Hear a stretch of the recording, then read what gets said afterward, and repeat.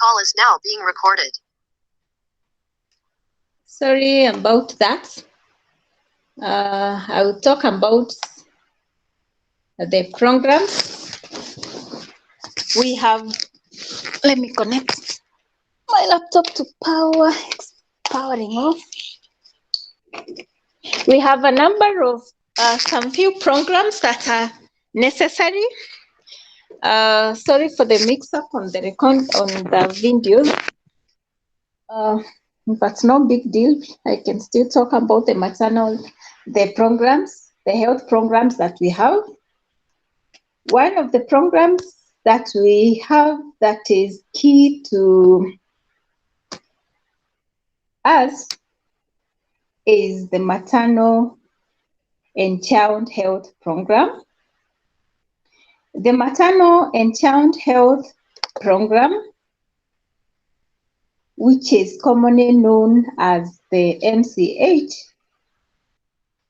refers to services offered in health facilities, mostly the clinics, which are aimed at ensuring good health of children and their mothers. The services provided in these facilities include for antenatal care, family planning, immunization, growth monitoring of the young children when they go to the clinic, and also when they go for simple treatments. Mothers are also educated on child health and nutrition, on sanitation, water and child health problems that may need attention. So MCH is one of the programs. The other program that we focus on is the antenatal care. The health care of a child begins from conception. Maternal health is therefore important for the proper development of the fetus when a mother gets pregnant and the baby starts to form or to develop, to grow inside the mother. The mother's health depends on the food she eats. Remember one of the lessons we said you are what you eat. So if you eat junk, your body is junk. If you eat healthy, your body is healthy. If you eat things that the body cannot digest, then your body starts to develop abnormally because also it's not getting what it's supposed, the food that it understands. So if you give it things it does not understand, it will deposit them anywhere that it can in your body. You cannot hear any sound. How comes? I say it's only Maureen or everybody? I can hear you, Doctor. Okay, Maureen. You are very clear. Okay. Okay, thank you. Maureen, From my maybe side, check. I can hear you, Doctor. Thank you. Maureen, check your microphone. You're chatting on the messages saying from my side, I can't hear any sound. So check your mic, Karemi, and then you can be able to join us. You can log out and log in again if your gadget is tired. So we are saying the mother's health depends on the food that she eats.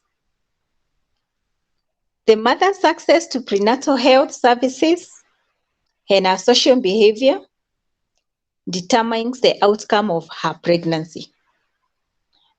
And I know as you've studied in the child development course when you're first years, the mother's physical and emotional health are critical factors in the development of her fetus. The mother's use of drugs, such as over-the-counter medication, namely the aspirin, some antibiotics, maybe amoxicillin, malaria drugs such as quinine, anti-malaria, as well as drugs such as cigarette smoking and consumption of alcohol is harmful to the development of the child. Other maternal harmful practices that we know of include taking narcotic drugs like bang, like miraa, like cocaine, like heroin, not eating meals when you're supposed to eat, skipping them, or when you eat, you don't eat enough as the mother. The joke people always tell is that you're eating for two. Literally, you don't eat for two, but the joke is that you need to eat well and adequately, because you're not only taking care of your body. If you don't want to eat, you must eat because there's someone else who is depending on the food that you're eating. Other harmful practices that mothers are advised on when they go for antenatal clinics has to do with engaging in strenuous activities, heavy work, heavy exercises, walking long distances, particularly on high-heeled shoes, tying belts around the tummy in an attempt to hide the pregnancy. You start constricting your own pregnancy, putting on tight clothes when you're pregnant. You need to give the growing belly space that it requires for the baby to grow. Then taboos that forbid consumption of such nutritious foods. There are communities that will tell you now you can't eat eggs anymore, you cannot eat fish anymore, you cannot eat vegetables, particular vegetables anymore. Again, you need to remember your body requires adequate nutrition so that it can be able to develop normally, the child growing.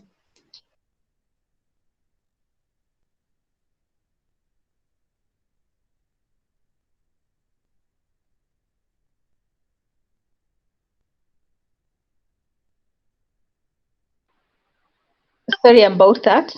Having unprotected sex with many partners, or having sex with someone who has sexually transmitted diseases, then again, this will affect the health of the fetus growing inside a mother. Now, to ensure that the child grows healthy during the prenatal period, the health of the pregnant mother is monitored very carefully at the MCH clinic that we mentioned earlier. When a mother visits maternal and child clinic for the first time after conception,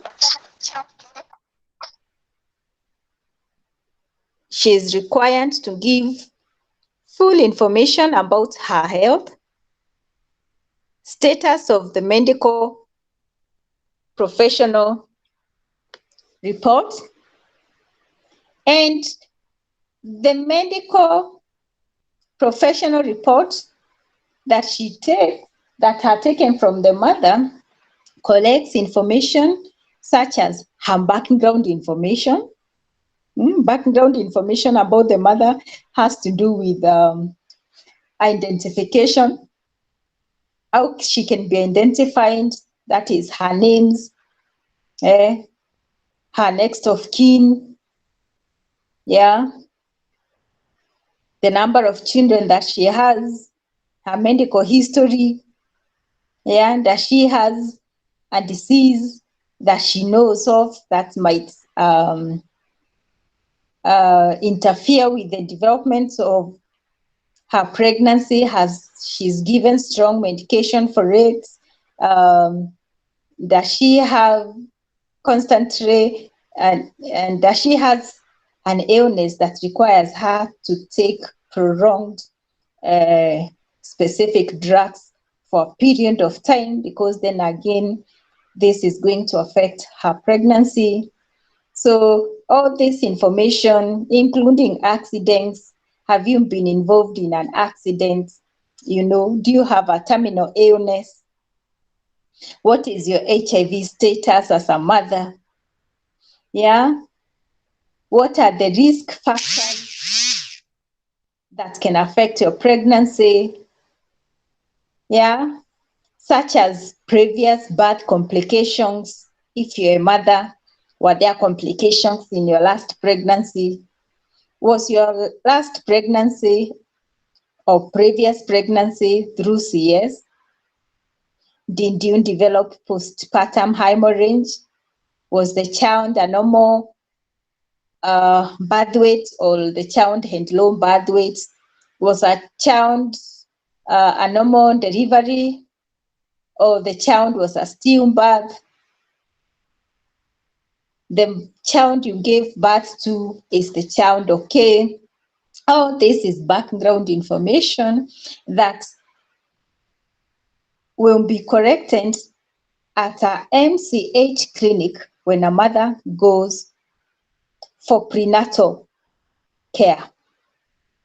Then she will also be required to give ongoing information. For example, summary of current pregnancy, level of appetite, presence of a disease, and conditions such as diabetes, kidney problems. So every time you go to the clinic, you'll be taken through this interview kind of scenario, because they want to understand what is happening with you and whether what is happening with you is good for the pregnancy. Again, as a mother, they will also, at the MCH clinics, they will also want to know your age. I know they say you cannot ask a woman about age, but when you're going for any MCH clinic, you should be ready to declare your age, your blood group. Those that are less than 16 years of age, giving birth for the very first time, we expect them to have some complications since their bodies are not fully developed, you know, to support the pregnancy and normal delivery. And also we expect mothers aged more than 35 years. On the other hand, they are also likely to develop complications because their bodies have become rigid, their bones have become hard. So we expect them to have a bit of complication that is not common with mothers that are in their 23 years, 24 years, 25 years, 26 years, 27 years. Then another information that is taken at the MCH clinic is the blood group.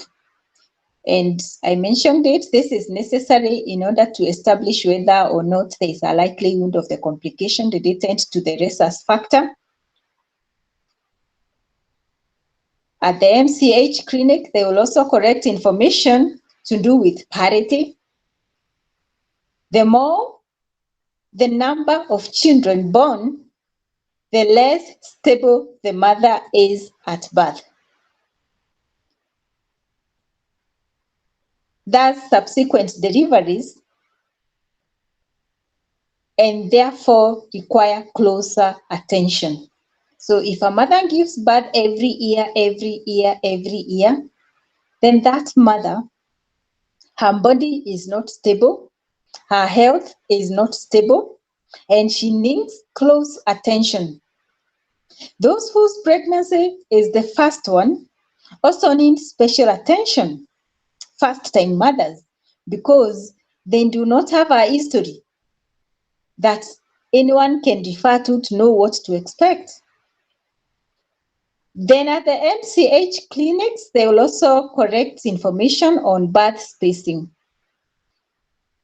Birth spacing here, I mean, how long did it take from the first child to the second, to the third, to the fourth, and to the fifth, and the 10th, and the 15th, and the 20th, as many as you have. Closely spaced deliveries may pose a risk to the mother during birth. So the doctors will tell you, even though there are no hard rules in medicine, but doctors will tell you it is good to take a break of 3 to 4 years to ensure you are healthy again to push a baby to delivery. But then I have also said there are no hard rules in medicine. So you can give birth today and give birth tomorrow. Of course, you know it's not possible tomorrow. So you can give birth today, this year, and then again give birth next year. You understand? Yes. Now, we've talked about the birth spacing. At the MCH clinics, they also want to know about the abortions that the mother has carried, if one, if many. A mother who has sent 3 or more abortions needs to be closely monitored in order to provide appropriate advice and other necessary interventions in case of need. So if need be, then that information comes very handy. So if a mother does not go to an MCH clinic, this information is not known, and this becomes very, very difficult for anyone that is helping delivery of such a mother. So that is why people are always encouraged to go to clinics. There are also other maternal conditions that can pose health risk to the mother and the child, and that may require a mother to be referred to a well-equipped health facility for delivery. This includes the height of the mothers, urefu wa mama. Many mothers with a height of less than 150 centimeters experience difficulties during delivery due to narrowness of their birth canal. They therefore often require a C-section, a cesarean section, to deliver their babies. This one is known by doctors from research, so it is common knowledge. So you can look at the height of the mother and you can tell here there will be trouble, and this one we need to refer maybe to a level 5 hospital or a better place where she can be taken care of, like maybe a place where a cesarean section can be done if the mother is not able to push the baby. Then if the blood pressure of the mother is more than 140/90, this may lead to hemorrhage and subsequent death of either the mother or a child. You know, also, even when you're going to any procedure, a mother is actually not even a mother. Anyone that requires to undergo some treatment cannot go for any procedure. A procedure that a surgical procedure, that is when she has a high BP. Then low hemoglobin in the blood of the mothers. And you remember the rakes that we send and gund and those that we send and band. So if the HB of a mother is below 8 or 8.5, because you cannot round it to 9, 10, blah, blah, this means that the supply of oxygen will be compromised. And in the effect, the mother may be unable to push the baby out. The baby may suffer from anorexia. Okay? Then another thing that can make a mother to be refined is the presence of urea in the blood. You remember we talked about albuminuria. So if they realize a mother, that's why blood test is always taken. So if they realize there is urea in the blood, then the mother is referred to an improved or a better health facility than where she is. Where the mother has got signs of edema, edema has to do with swelling, body swelling. Then a dispensary might opt to refer the mother to a better facility, maybe a level 5 hospital with more and better facilities. When a mother has vaginal bleeding, then again, this is a case of referral. Of course, depending on where or the facility where the mother is. So if the facility where the mother is not in a position to handle serious cases, then the mother needs to be referred. Also, when there is fetal death, because this means the mother will be operated to remove the dead fetus.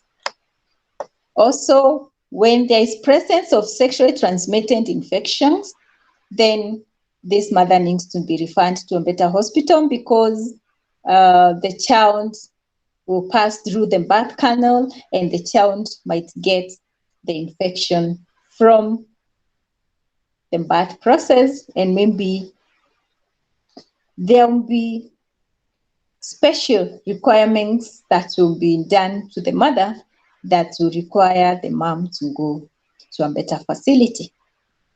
Then if the mother has got multiple pregnancy, yeah, again, that's the mother can be referred to a better facility because we don't want to lose the mother, neither the child.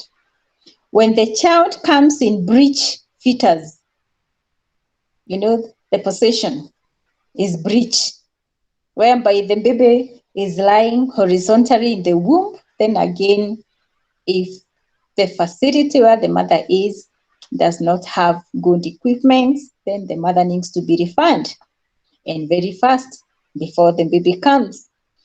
Then possible tube ligation candidates. Yeah, and you can tell that by the number of children the mother has had in a short period.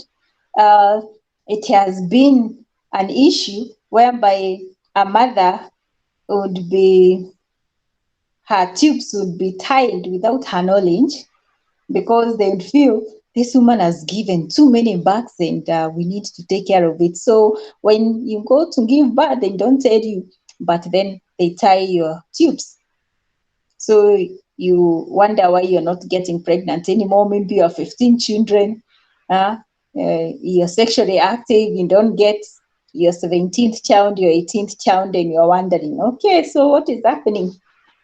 But then again, ethically, every mother is supposed to consent to whatever is done on them. So where you hear cases of people have gone to the hospital, one came back without a kidney, without your other part of the body, that is unethical. Whatever procedure that is done to the mother must consent with it.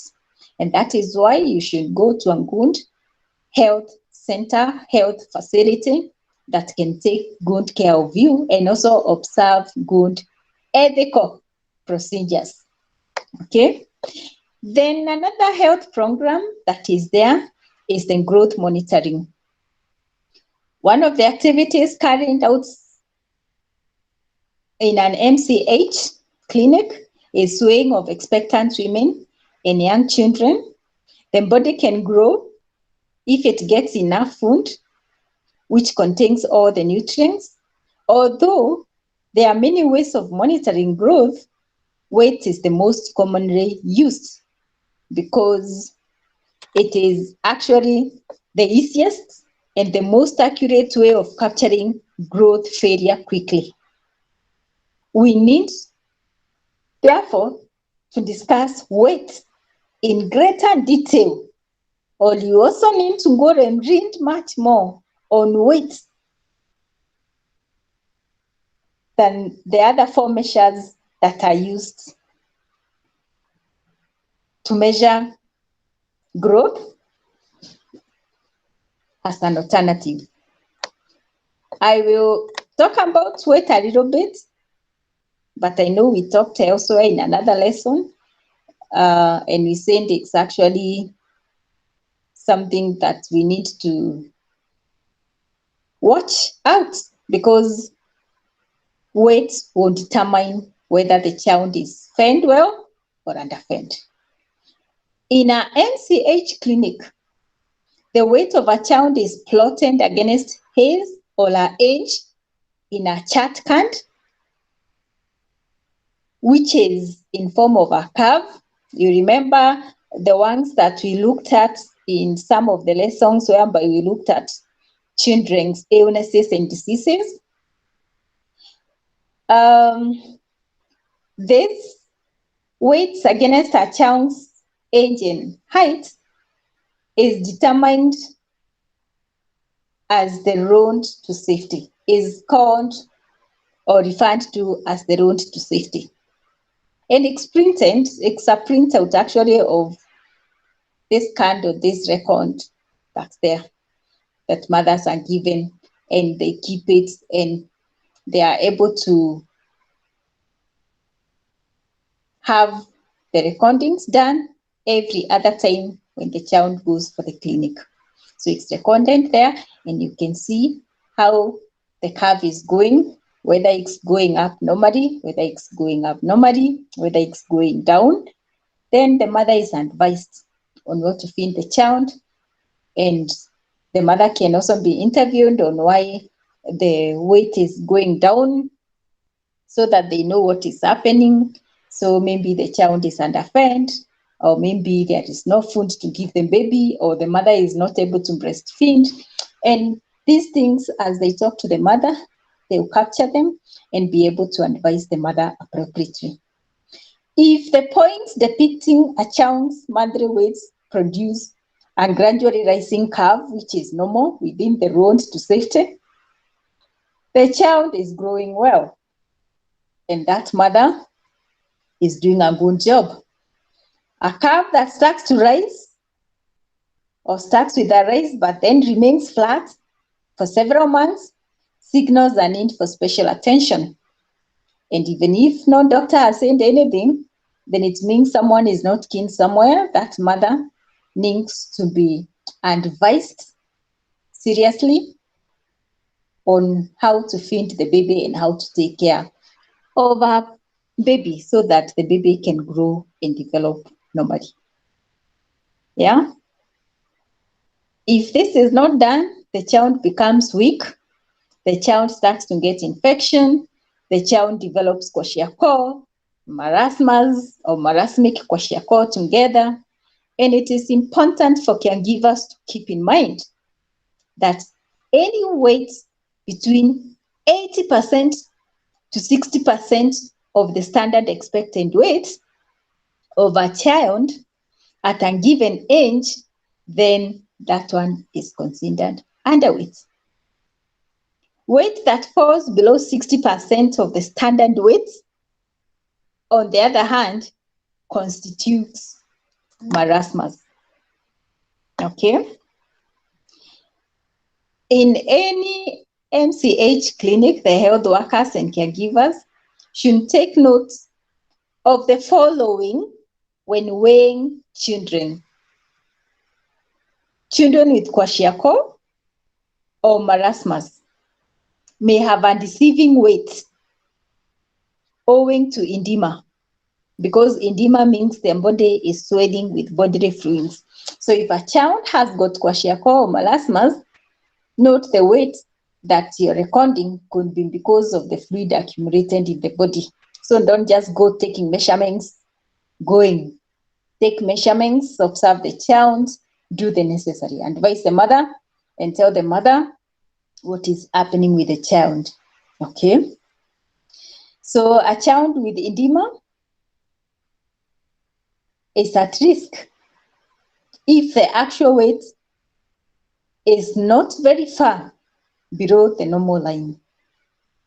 If a child is just a bit underweight, he or she should receive special attention with specific diet instructions given to the mother and more frequent clinic visits. If the child stays in this condition for over 3 months without weight gain, or if there is tendency to lose weight or develop edema, rehabilitation, admission into a nutrition ward, home visiting, and extra food supplements should be initiated.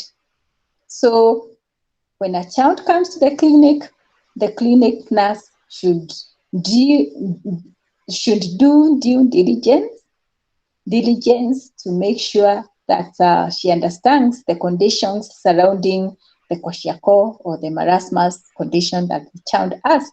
So if the child there is no food at home, then the supplements can be started, or the child can be admitted into a nutrition ward to be given the nutrition that he or she needs.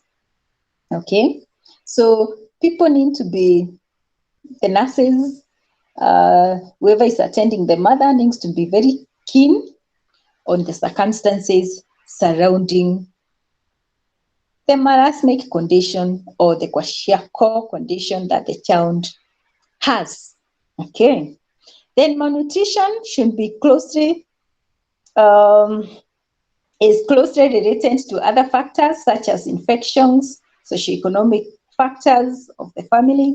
So all these things need to be analyzed, and if need be, the child can be admitted in a hospital facility, because the hospital cannot go and take food home for the child to eat, but the child can be admitted for a particular period of time so that the healthcare workers can be able to monitor and take care of the child to see how the growth can be improved so that the child can develop well.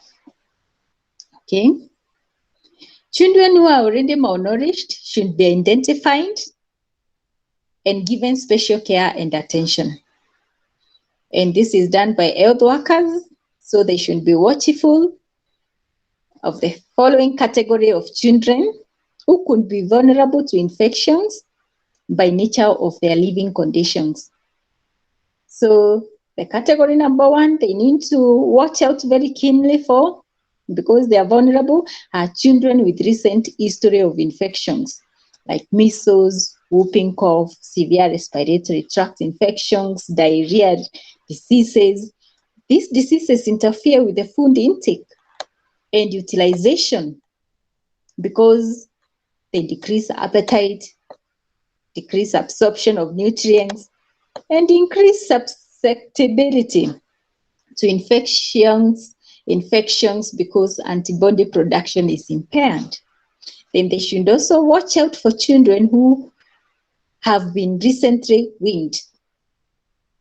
If the weaning food is not adequate and suitable, the child is likely to develop malnutrition because they are underfed. They should also watch out for this other category of children with no weight gain for 3 months at any time during their first 3 years, or weight loss that is consecutive. Then again, they need to watch about that keenly. They should also watch out for children with unfavorable conditions at home, like children who are orphaned, especially those that the mother died during birth, the single poor parents, the families living in the slums, the pastoralist families, because the pastoralist might make a move and the mother and the child are not able to keep up moving with the families, and when they are left, they could be starving, they could be having difficulties, they could be having health complications with no help now because the pastoralist communities have moved, have shifted camp, and the mother is not able to, cope up with that speed of movement that they are using. Large families with poor families, with poorly spaced children. Of course, where families are large, spacing is also not observed. Multiple births in a poor family. You've given birth to 6 children, 3 children, so on and so forth.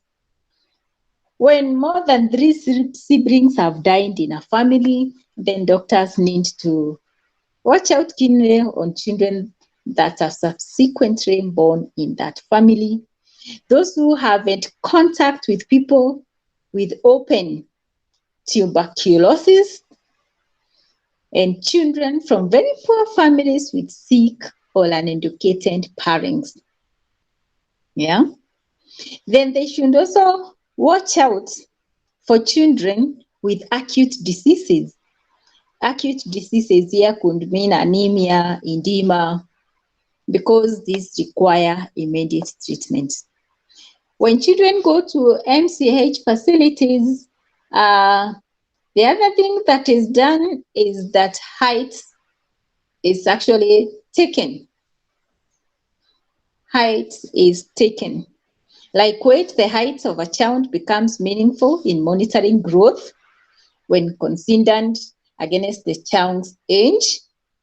A healthy child increases steadily in height and should be within the expected height range for the child's age. Being below the range suggests that slowed down or stunted growth, and therefore possible inadequacies in nutritional status.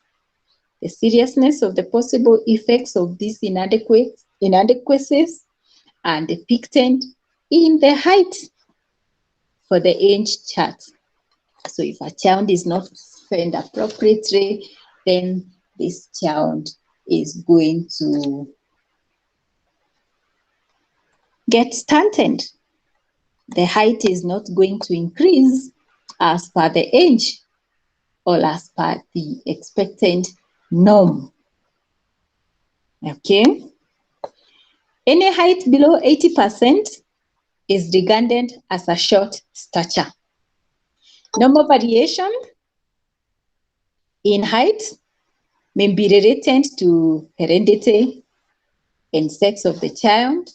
However, abnormal short stature may be as a result of lack of food,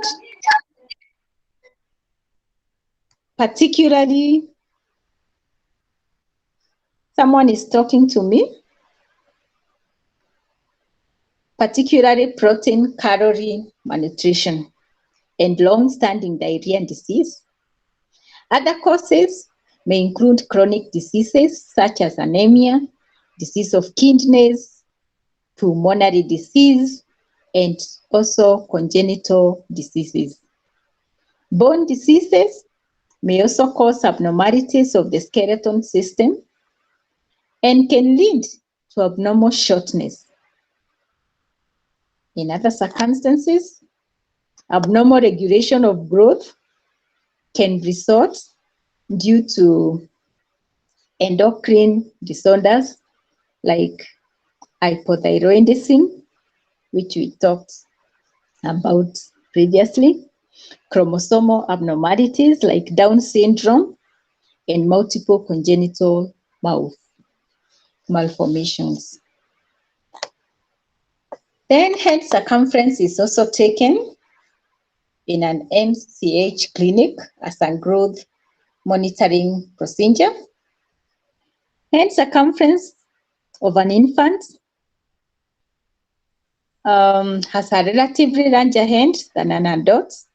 At birth, the hand is a quarter of the whole body length, but in an adult, it is only 1/8. The hand grows 12 centimeters in circumference in the first 12 months, but 6 centimeters of this is in the first 3 months. During the next 3 months, it grows more 3 centimeters, and in the rest of the year, the remaining 3 centimeters. The hand circumference is measured by taking the greatest distance around the forehand and then back to the hand above the ears. That is what we call maximal front occipital circumference.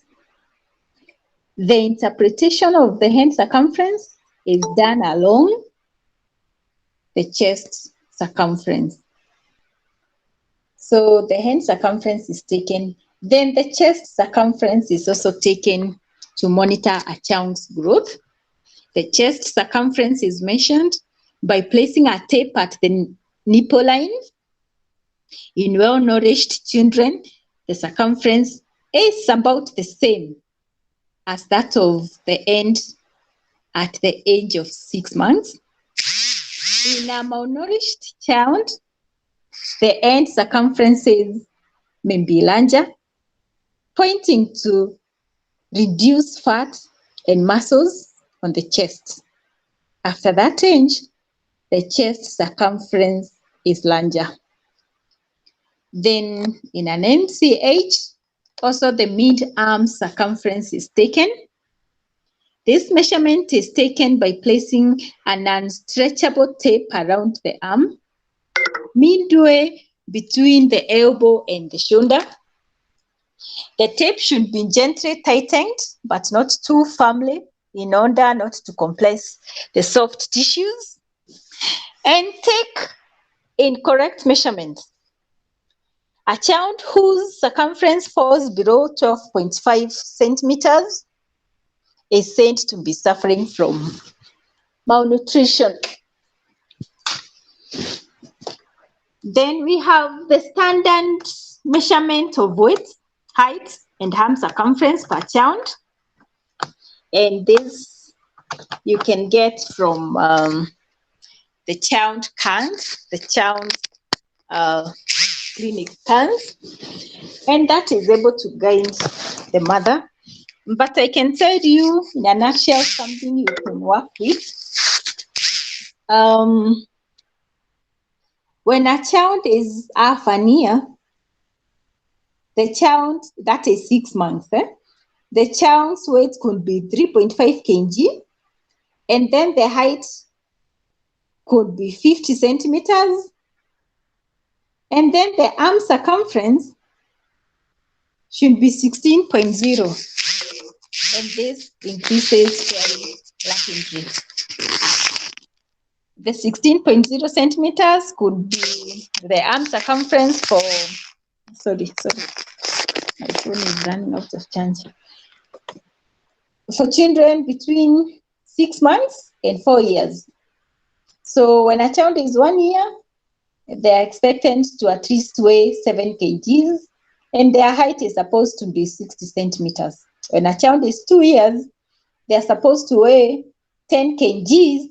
This is a standard measurement, 10 kgs, and then their height is supposed to be 75 centimeters.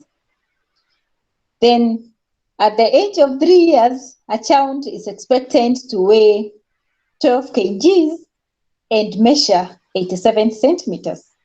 At the age of 4 years, a child is supposed to weigh 14 kgs and measure 96 centimeters in height. At 5 years, a child is supposed to measure 18 kgs and is supposed to measure 109 centimeters in height. That is a quick standard guide measurement. So anything below that should depict abnormality. And now, how severe the deviation is going down determines whether the child has got kwashiorkor or the child has got marasmus. Then too, the eruption is something else that is considered as something that determines whether the child is growing and developing well. Children start teething at about 6 months of age, and about 20 teeth develop at the age of 2 to 2.5 years. A new tooth appears approximately every month. This makes the number of teeth roughly equal to the age minus less 6 months. At the age of 6 years, the permanent teeth start to appear, teeth eruption that falls markedly below this pattern, then it means it's suggesting there is malnutrition. So if a child does not develop teeth when others are developing, that one is a sign of growth is not, the child is not doing well the way the child is expected to do in terms of growth. The third program that we have is the one we call the Kenya Expanded Program on Immunization. In short, it's called KEPI. The expanded program on immunization was initiated by a World Health Organization conference in Ghana. That was in 1974, before I was born. At this conference, it was revealed that of the 80 million children born in the world, then 5 million died of the 6 immunizable diseases, and only 12 million had access to immunization. So you see, all the health programs that were started, either as programs or as ways of promoting health, they came up because there was a problem.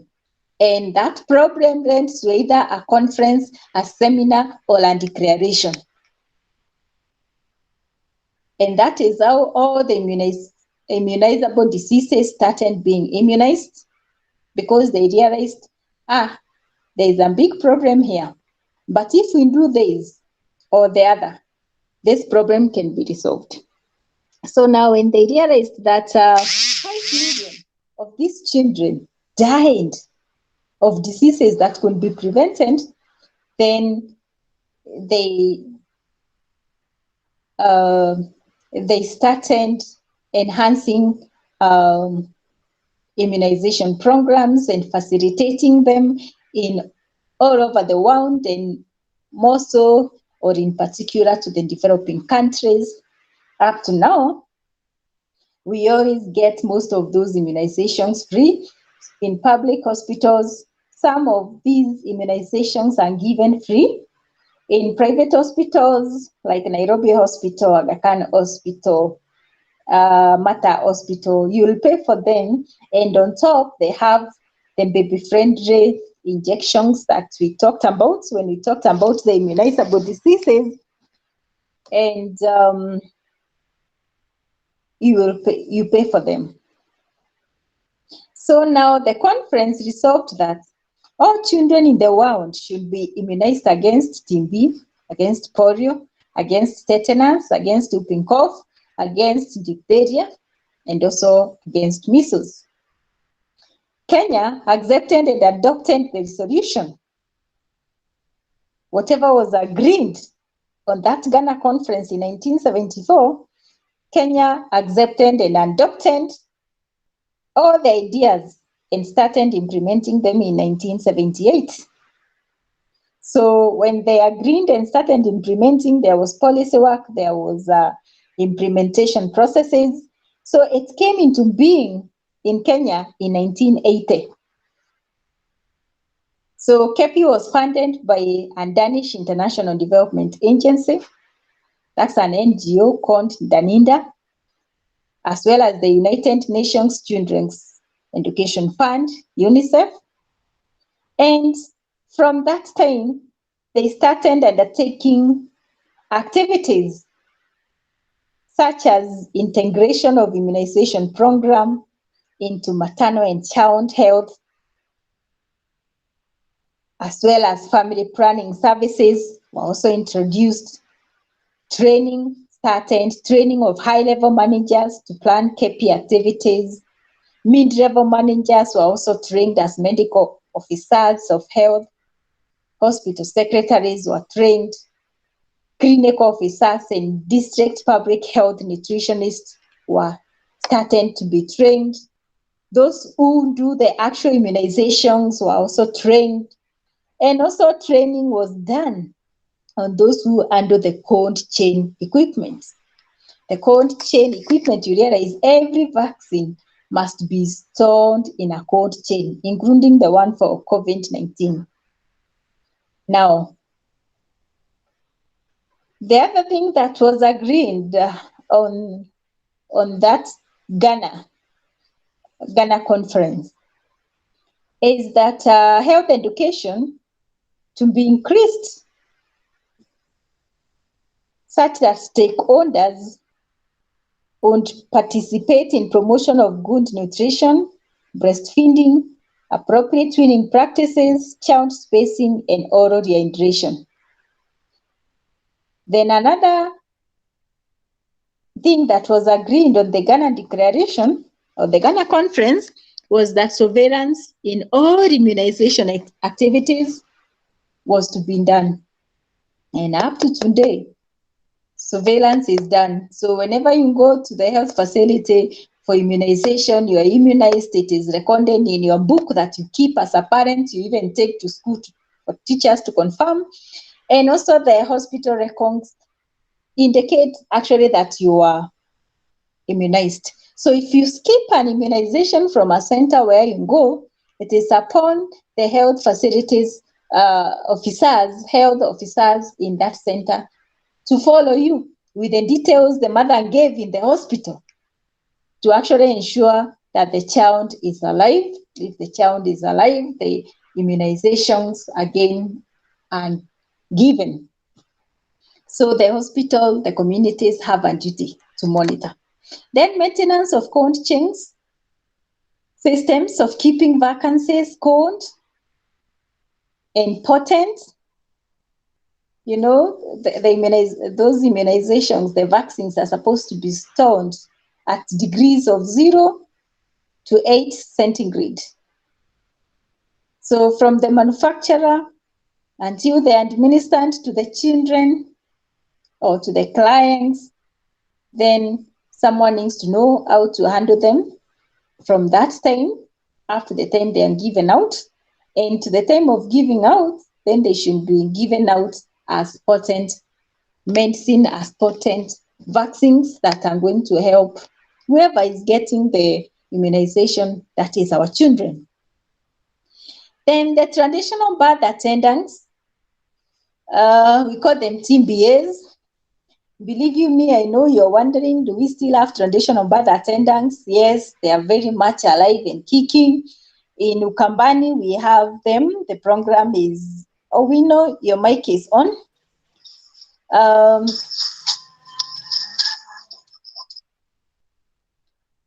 So TBA, a traditional birth attendant is a person who assists mothers during childbirth, who initially acquired skills by delivering babies personally or by assisting other traditional birth attendants. Most of the TBAs are mature women or trained men who haven't children and are respected women counselors. Some of them have received short course, not exceeding 1 month, through the modern healthcare sector to upgrade their skills, and the course arms them and their participants, arms them with the hygiene skills of child delivery. Of course, they cannot handle the complicated births, like where an operation has to be done, but they can help the mother to be comfortable, to have a comfortable journey from home to the hospital facility. Or if the birth is normal, then she can help the mother deliver the child. Normally, she knows how to cut the cord, she knows how to take care of the mother, because these are things that have been trained on. So mature women, traditionally, were the ones that attended to other women, but in places like where we have no monks, people keep kettles, they keep, they are mobile, they are nomadic. We have male TBAs. Okay, in Machakos, we do have a lot of traditional birth attendants who are women, but nowadays we have both men and women trained. They do the same job and they come handy. They help to, they reach out to the mothers who would otherwise not have gone or received professional care if, because the hospitals are far. These people are trained. They have coolers with basic medication drugs that they can administer and monitor the mothers with. And they also have ambulance numbers that connect them to hospitals where they can refer their patients in case of emergency. And also, they have numbers that are on high alert. When they call, then it is known that there is a mother who is at risk with a child, and an ambulance is sent to go and get the mother and rush the mother to a health center whereby the services are more improved, so as to save the mother and the child during the birth process. So the TBAs today have a lot of things that they do. One, they promote family planning activities, and also they educate mothers on why child spacing is necessary. They help in delivering mothers who are far from medical facilities. They accompany pregnant mothers with complications to hospitals for professional medical management. They monitor fetal development in pregnant mothers by frequently checking the mother's womb and listening to the fetal beats in the villages, because they know so and so is pregnant and so is pregnant, so it's their job. They keep visiting you every day to ensure the mother and the child are well. They give child welfare camps to mothers after delivery, just like the ones given in hospitals. And so after the first delivery, then they can continue monitoring the growth of your child at home and recording it. Or if you move from that particular locality, then you can use that card to access a health facility and continue receiving health care with that card from any hospital.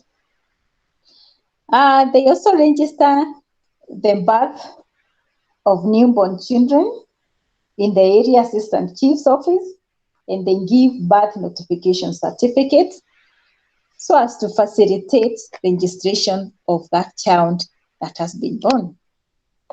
Okay, so advantages of having traditional birth attendants. They are always available because they're also in the villages. They're economical for both the patients and the government. They understand the communities. Some are skilled as hospital midwives, and some could be more experienced than even those midwives that you find in hospitals. People say TBAs are more compassionate and have a greater sense of vocation than other midwives maybe also because they're attending to people that know them, you know. They also deliver better services because they know the people they are delivering services to know them. Their families know each other, their neighbors, and so on and so forth. Okay. And they are also more acceptable to mothers, and some are relatives of the expectant mothers. So they are more comfortable and they feel okay being attended to someone you know than someone you don't know that goes to tell you push and slaps you and calls you names, you know. Of course, they have some limitations, but that's not important. The most important thing is that they are trained and they are being given license to do what they're doing. Then we have Communicable Diseases Control Program. This is the 5th program we have in the country. The communicable diseases are those that can spread from one living animal to another, from man to man, man to animal, animal to man, or vice versa. Most communicable diseases can be prevented or brought under control in the community. In order to understand the description of the methods used in controlling communicable diseases, we need to first understand the following terms. Host, who is an host, who is an agent, and who is a reservoir, who is a route of transmission, who is a clinical infection, who is a subclinical infection. And now I'm going to send that to you on a chat. Who is a host? Okay. And who are all these? Let me put it in the chat. Where is the chat room? Okay. Let me see if it comes. Okay. There you go. So the host refers to the bearer of the disease. The agent is the organism that causes the disease. The reservoir is the term used to refer to the person, animal, or place where a particular agent lives and multiplies. Then we have the route of transmission. And the route of transmission refers to the way in which an organism leaves the infested host to a new host. Then we have the clinical infection. Oh, no. Let me give you also that one. The clinical infection. This one refers to infections that produce symptoms and signs of disease. Then we have subclinical infections. And subclinical infections are those that do not produce the symptoms and signs of the disease. Okay. And I don't know why this did not.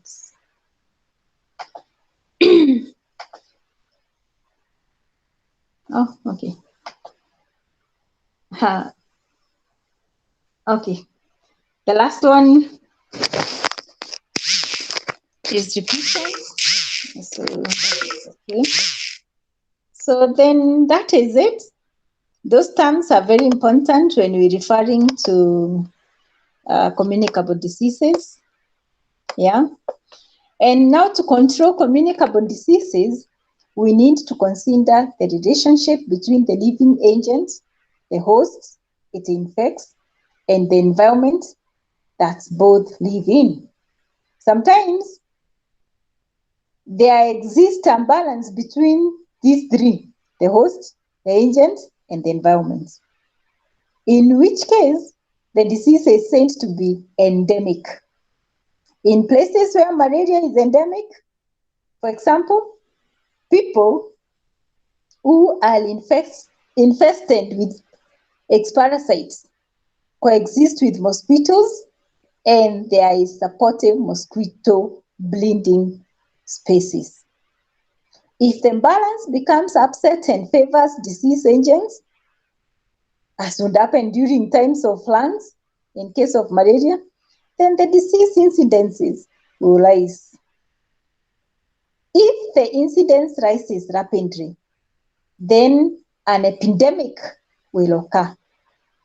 Disease control should therefore aim at turning the balance against the agents, thereby lowering the incidence. This may lead to control of an epidemic disease or even disease eradication.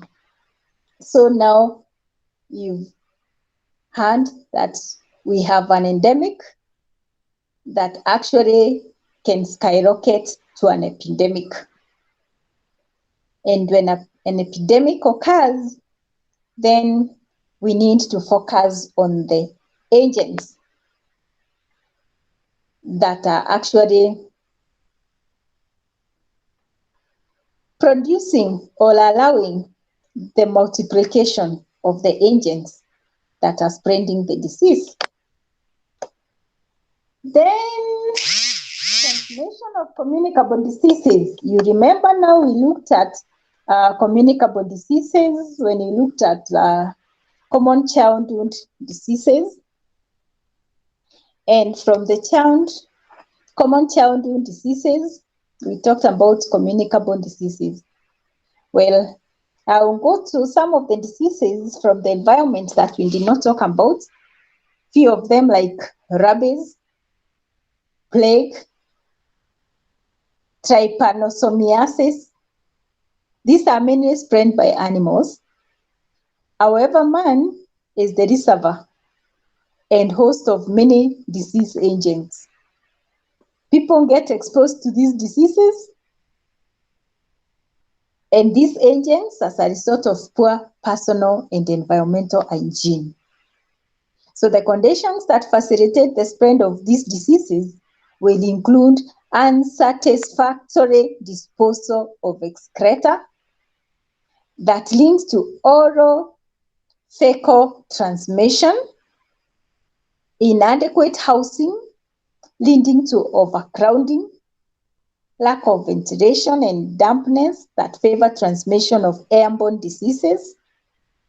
In addition, poor seating of housing, closeness to where animals are kept, and inadequate disposal of rubbish encourage mosquitoes, flies, rags, and increases the transmission of vector-borne diseases. However, even after exposure, the level of infection will depend on factors such as how infectious the organism is, how strong is the exposure, how strong the exposure was, how large a dose of germs was received. Did the person sneeze just next to you, or the person was like 3 meters away from you when they sneezed without covering their mouth? Whether the person is susceptible to resistance to the organism, the route of transmission, the air, the water, or even the physical contact. Now, we say the route of transmission may be through direct contact, through airborne droplets, through fecal contamination, the feces, through vectors, and through contact with animals or their products, such as feces, meat, or into infections like tetanus or even anthrax,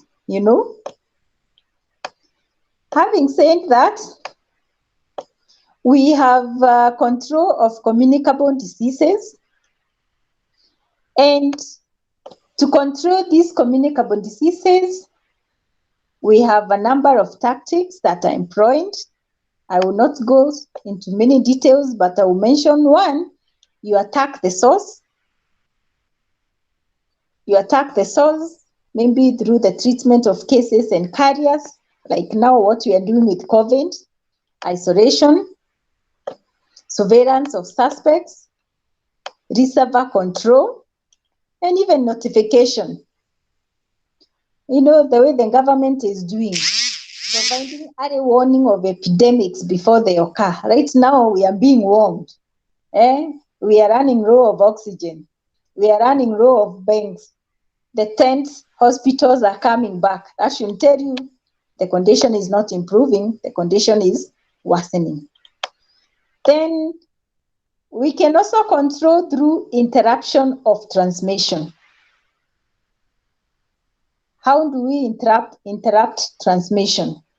Through environmental hygiene, through personal hygiene, through vector control, through disinfection and sterilization, and through control of population movement, like the curfews and the lockdowns, you know. Then another control method that can be used is protecting susceptible hosts. By protecting the hosts, you can immunize, you can chemoprophylaxis them,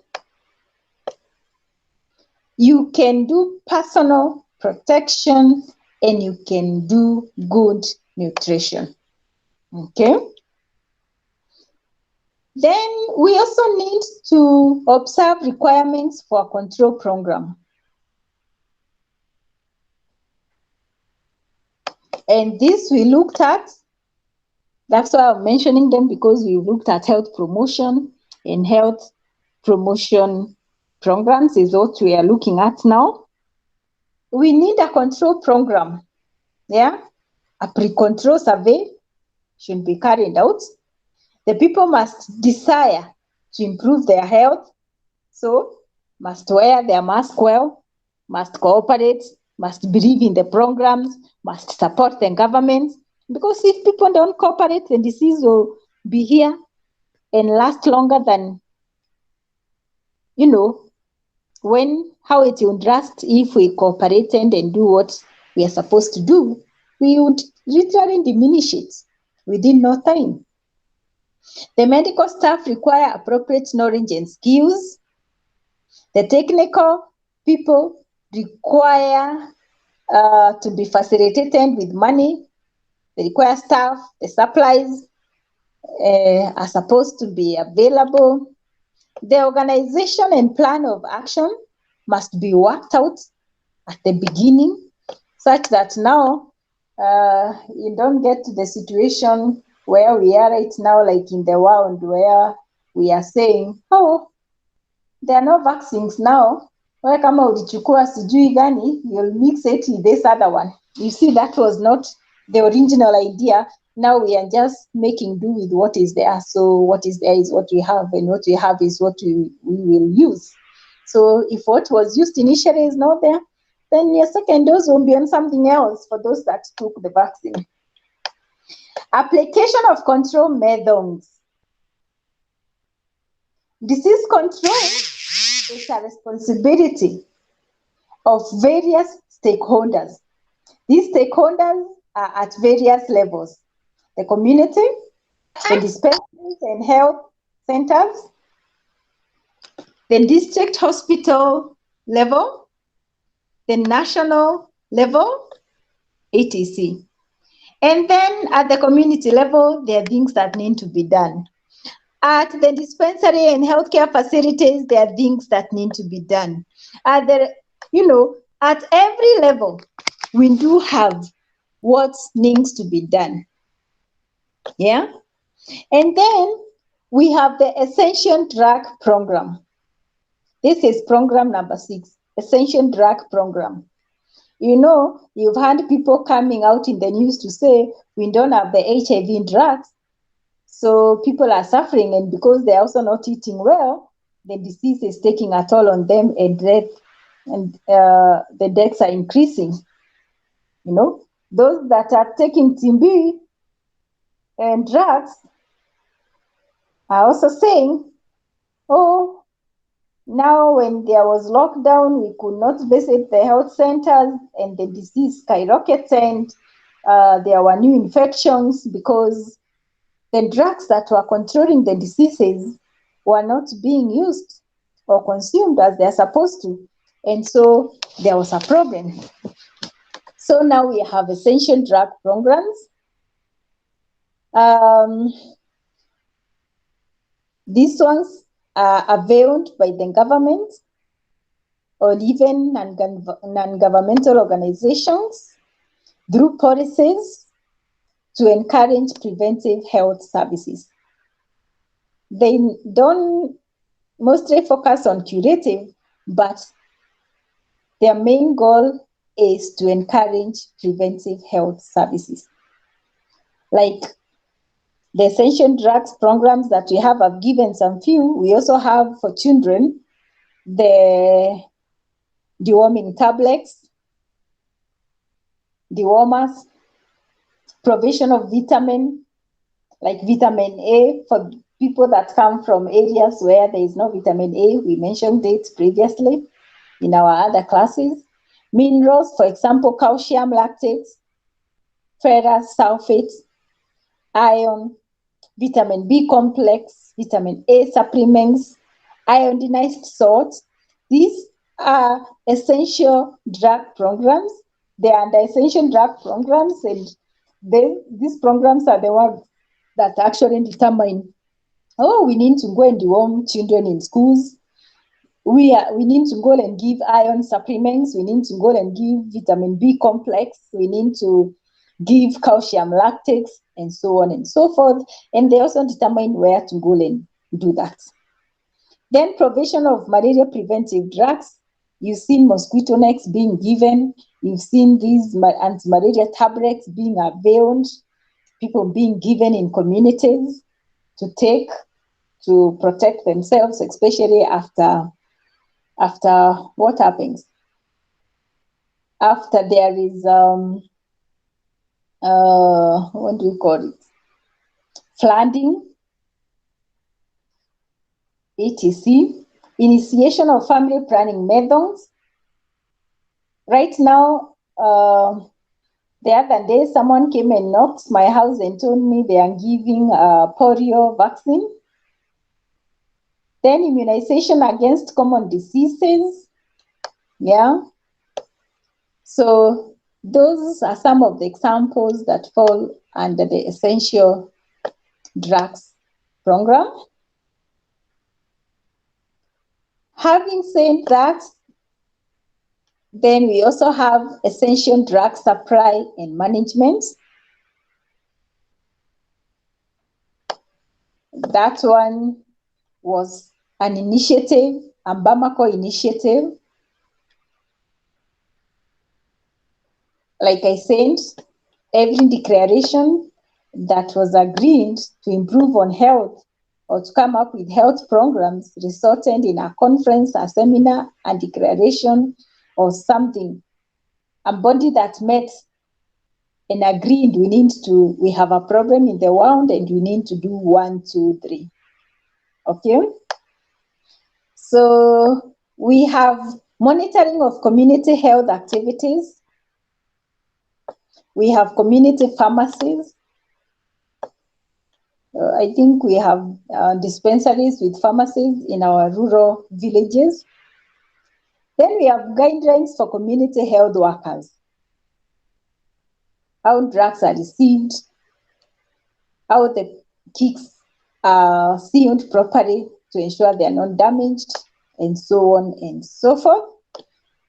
Then how drugs are stored, security of drugs, stock taking, so that now when people fall sick, drugs are brought, and then when they fall sick, they go to the health facilities, there are no drugs.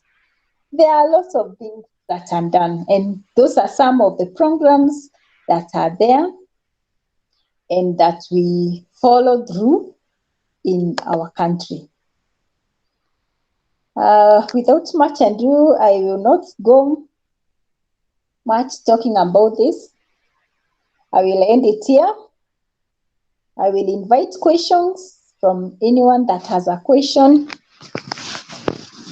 Today has been one of those busy days for me. So, and I also know it's it has been a busy one for you as well.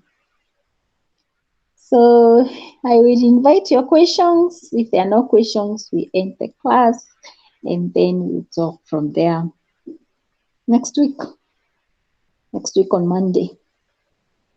When we do our last lesson, we will not finish it, but we will start on our last lesson, which is on, which is on preventive health practices. Any question, class? If there are no questions, what have you learned? I've been talking and talking non-stop. What have you learned?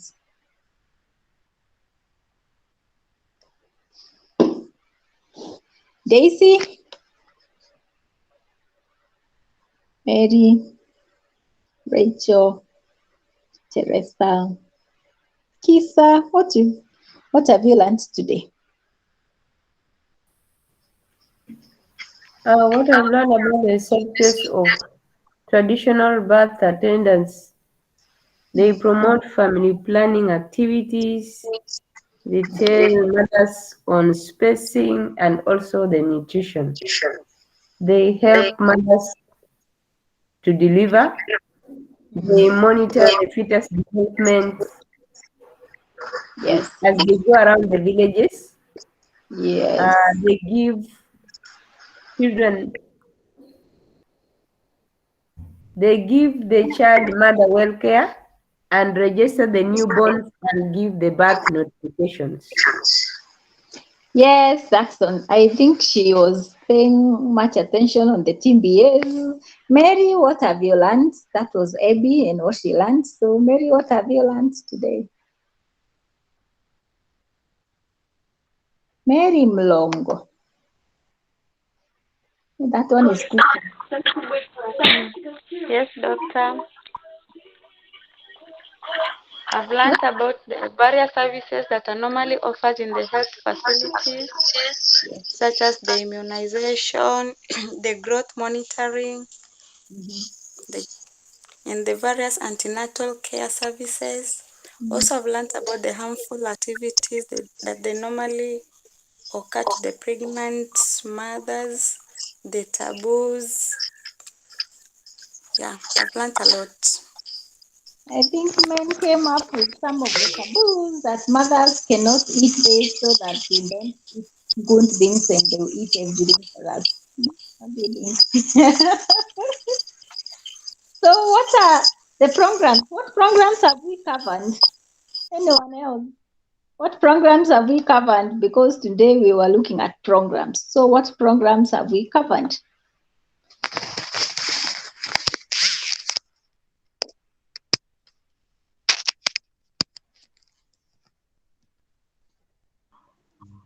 I understood about the maternal health care programs and the growth monitoring program.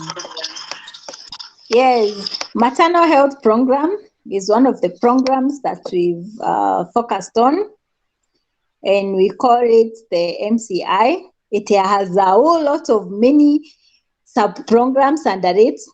It comes with antenatal care, with growth monitoring, and under growth monitoring, we looked at weights, we looked at heights, we looked at hand circumference, mid-arm circumference, standard measurements of weight, height, to the eruption. Then we looked at Kenya Expanded Program on Immunization, KEPI. We looked at Transitional Birth Attendants, that's a program on its own. Yes. We looked at Communicable Diseases Control Program. Yeah. And under this one, we looked at the transmission, we looked at the control of communicable diseases. We said you should attack the source, interrupt the transmission, protect susceptible host. The requirements for a control program, we mentioned them, how we apply the control methods at the community level, at the dispensaries and healthcare facilities, at the district and national hospitals level. Then the Ascension drugs program. Yeah, the drug supply, the monitoring of community health activities. You know, that's your job, to monitor the community health activities, to know madawa county imesema imeleta dawa zimeingia, nani amezitumia, within a week mnaambiwa zimeisha. Has anyone used them? You need to raise your voice, you need to monitor, you need to speak out as communities. So community health activities, you need to monitor them as the people that will benefit from the drugs that are brought in to us where we are. Yeah. So the community pharmacy, the guidelines for community workers, storing drugs, security of drugs, stock taking. So we've literally looked at 6 programs that are availed to us and for our benefit. So then, having said that, I will end this class, and we meet on Monday, our usual class. Thank you for this makeup class, because on Monday I was taking my kings back to school. I did that. And Monday I normally have a number of classes, and somehow they all went to today. So today I did what I normally do, plus now the additional classes that were transferred from Monday. So thank you. Enjoy your evening. Continue learning, continue working on the activities, continue listening to the videos and learning more. And all the best. Until I meet you next week. God bless you. Bye.